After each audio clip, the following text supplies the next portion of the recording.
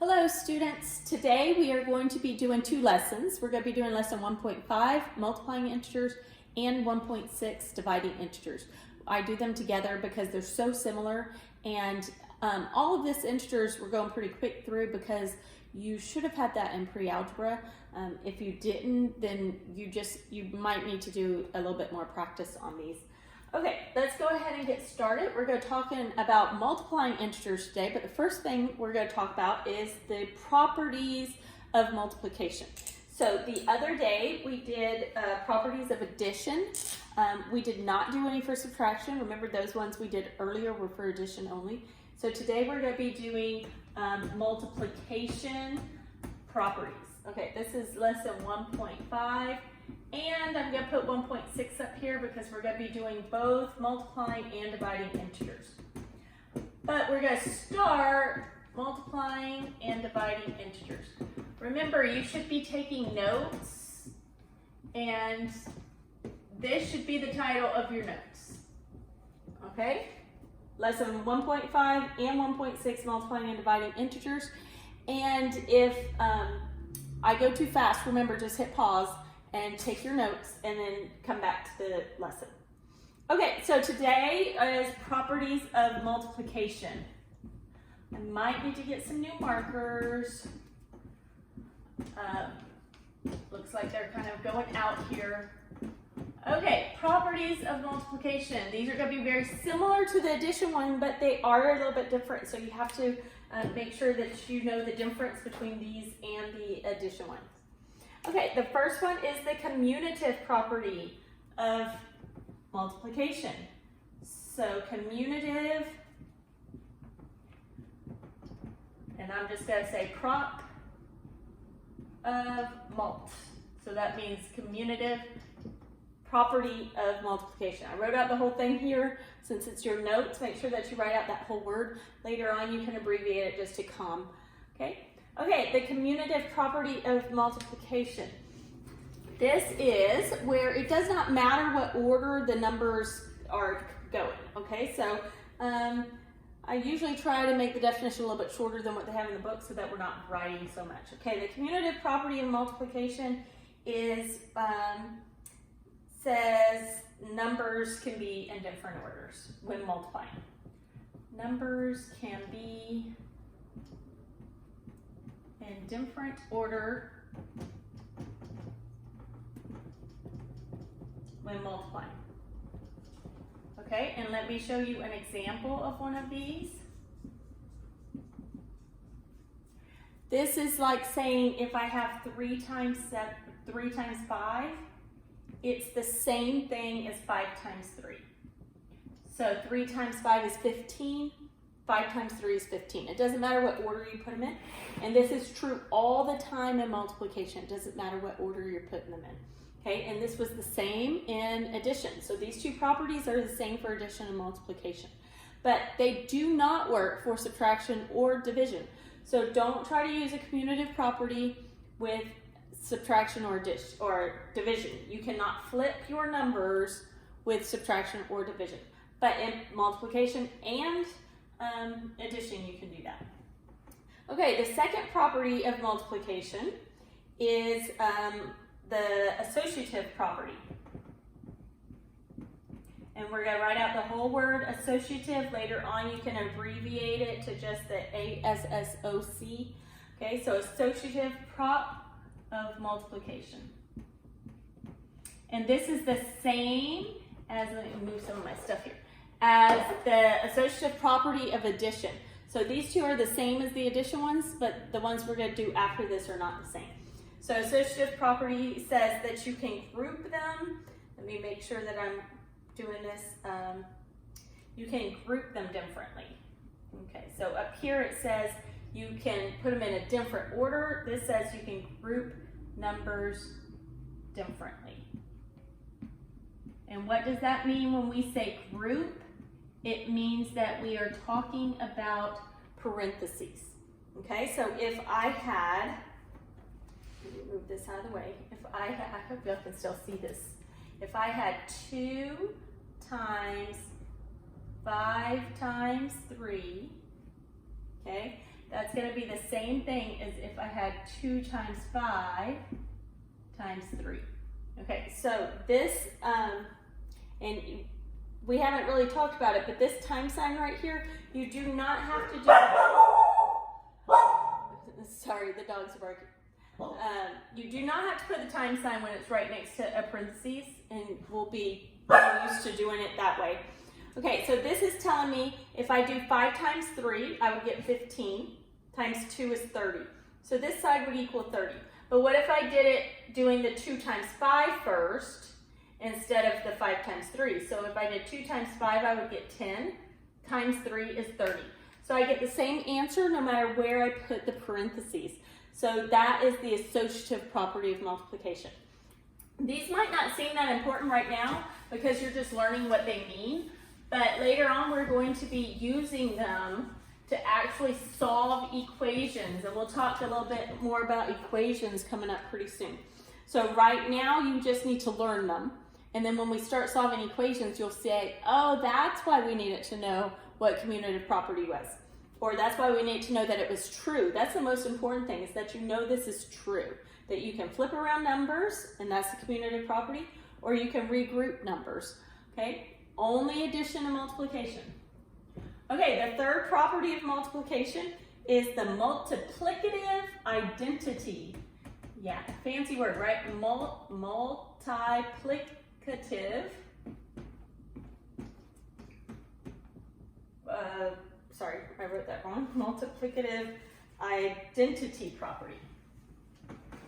Identity property. Okay, so we have an identity property for addition, but it was different than this one.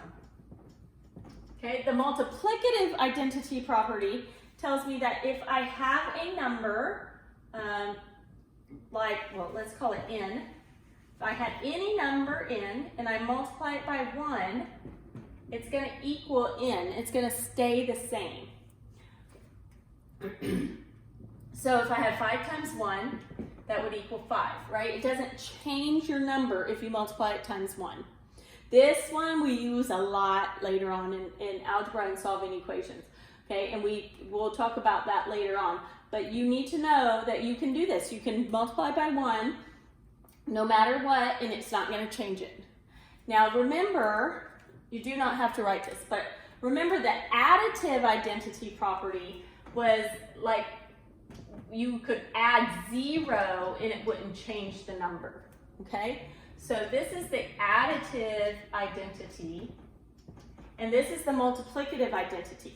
So notice that with both of them, we're seeing what do we have to do to keep that number the same. So to keep 5 as 5, we multiply by 1.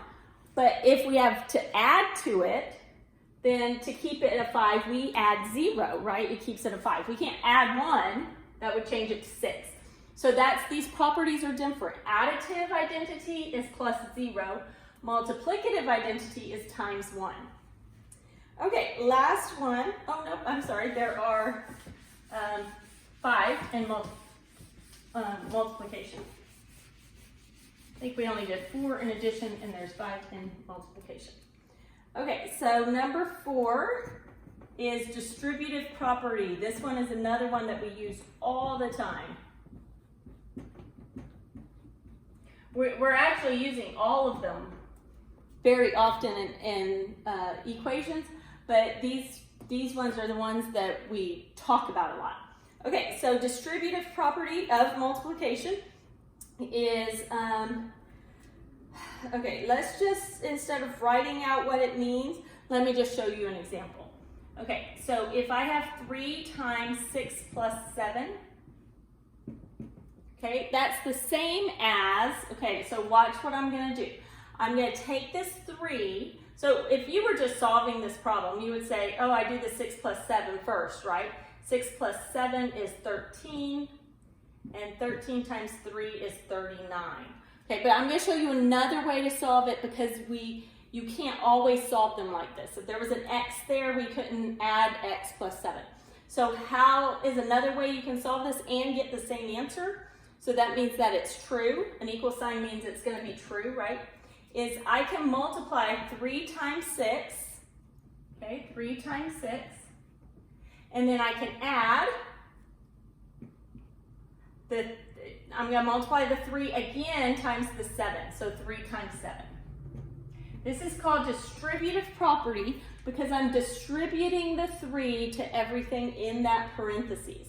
Okay, I like to equate it to if I had a classroom full of kids and I had a bucket of candy and I wanted to distribute the candy out to them, what would I do? I would go, here's one for you, here's one for you, and so I'm giving it out to each one.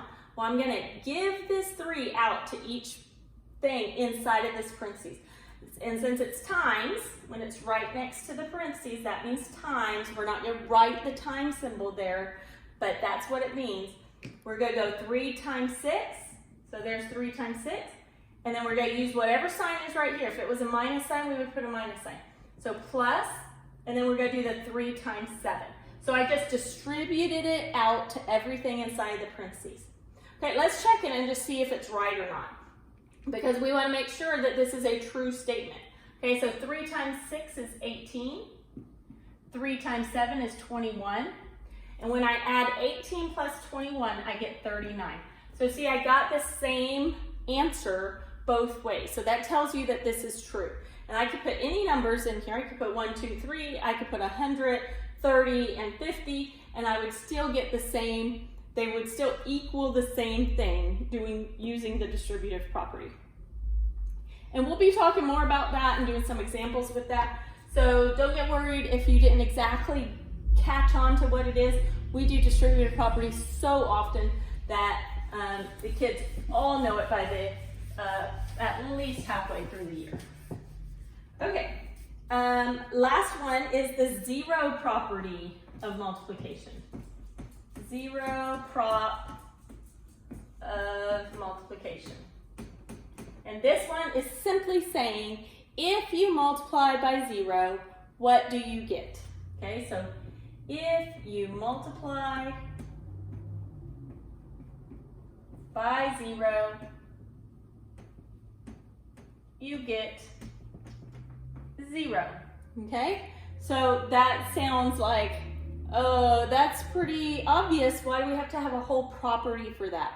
Later on, when we're getting into equations, you may need to multiply by 0, and you might need to have 0 look different than just a 0. So that's why we need to know the properties and that they're true, so that when we do them in an equation later on, you say, oh, that's why I can do it. So this is just telling you that if you have 5 times 0, it equals 0. Okay, so what I like to do a lot in my lessons is tell you where kids make mistakes. And this is where kids make mistakes, is zero property of multiplication and identity property of multiplication. Okay, this one's easy, right? Zero property of multiplication. But some kids, because it says 0 and there's a 0, but some kids, because identity property, okay, I'm going to write both the identity properties here. For multiplication, remember it was times 1. Okay, that was for multiplication. And for addition, it was plus 0. So see how that 0 comes in right there? So kids see this and they mark it as a 0 property because it has a 0 in it. It is not a 0 property because the answer is not 0, it's 5. And this is the identity property of addition because remember the 5 stays the same. The 0 did not change the problem. And over here, the times 1 did not solve the problem. So hopefully you'll start getting these when you've done a few examples in your homework. Okay, let's go ahead and go to what our whole lesson is going to be over today, and that is on multiplying and dividing integers. Okay, so you should have down your adding and subtracting. If not, then we will be doing some more practice on those because usually we have a few kids who still need some practice on those, so you may be seeing a few more practices over adding and subtracting. Okay, for multiplying and dividing, I'm going to give you 2 rules, And that's it for multiplying and dividing. This one's probably easier. Multiply and divide integers. Rules. This one's probably easier than adding and subtracting because all you have to do is memorize these two rules and you'll be good. Multiply and divide integers rules. There are only two of them. First ones, if signs are the same.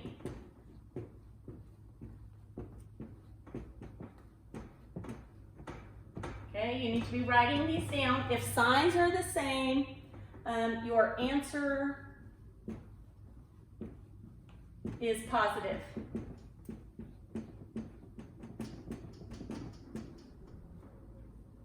Okay, so I like to underline the two main words. Signs same, signs the same, the answer is positive. Okay, so let's do two examples. First one's really simple. If I have 5 times 3, that's going to be 15. My answer is positive. This is easy stuff like what you learn in elementary. But let's throw in some negatives. If I have negative 6 times negative 2, my signs are the same. I have both of them are negatives. So my answer is going to be positive. So my answer is going to be 6 times 2 is 12. And that's my answer is just 12. Okay, no negatives. It's just 12. This goes the same for dividing. That's why these are the rules for both of them. If I have 10, or let's say negative 10, divided by negative 2, my signs are the same. They're both negative.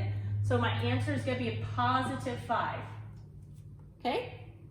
So pretty easy. You just have to memorize it. That if the signs are the same, your answer is going to be positive. Okay, the second rule is going to be if the signs are different. If the signs are different, then what do you think your answer is? Your answer is negative.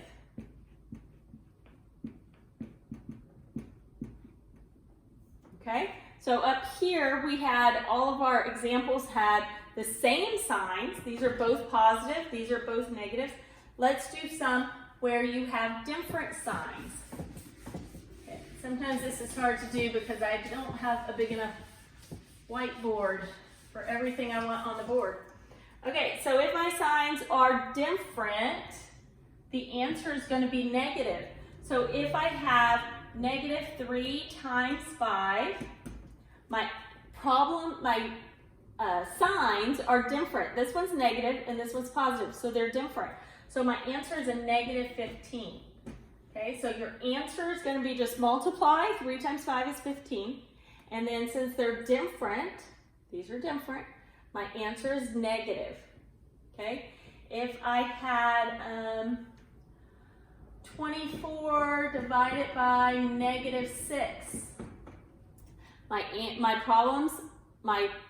two numbers have different signs, so my answer is going to be negative, so I have negative 4.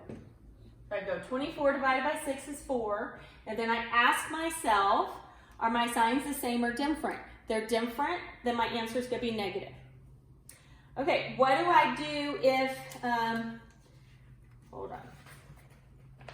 I'm not sure if they give you any like this, but I'd like to go ahead and talk about it real quick.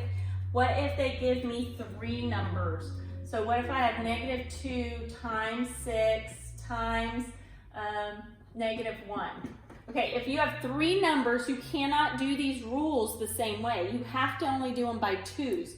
So you would take the first 2 and say, okay, let me do these 2 first. Negative 2 times 6 is going to be negative 12 because their signs are different. And then when I do this one times negative 1, so see I did these 2 together, right? Those are negative 12. Now I have negative 12 times negative 1. Now their signs are the same, so my answer is going to be a positive 12. Okay, I don't think you have any like this on your homework, but I have kids usually ask during this time what happens if you have 3 numbers. Do not go with this. Go with more like, okay, let's do the first 2 and then now I have 2 more, and then you have to use the rules all over again. Don't say, oh, these are all different, so my answer is going to come out negative.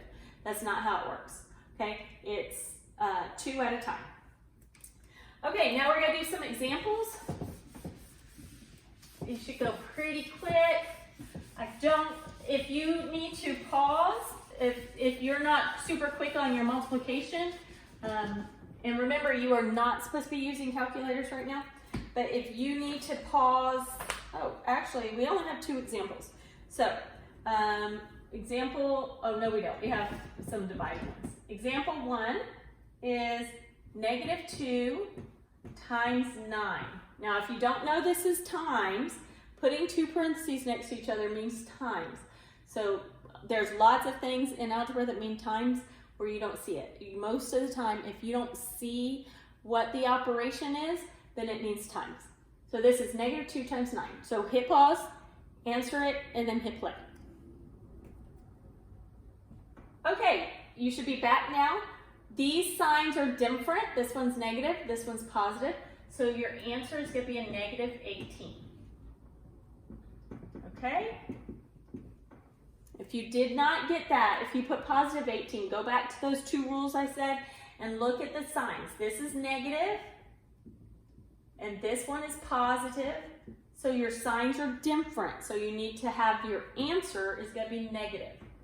If your signs are different, it's always going to be negative. Okay, example 2, -4 times -6. Hit pause and answer. Okay, you should be back now. This is, these signs are the same. They're both negative, right? So they're the same. So that means your answer has to be positive. So I'm going to multiply. 4 times 6 is 24. And then I'm just going to leave it positive. Okay, we don't want to be putting little positive signs all the time. If you do it because it helps you, that's okay. It just is more work for you to do that. Okay, that is all for our lessons today. So you would do the same type of problems if these were division also. And that's going to be in your homework. It's going to be both multiplication and division. Okay, thank you. We'll put out some more videos for this week and we will see how y'all are doing.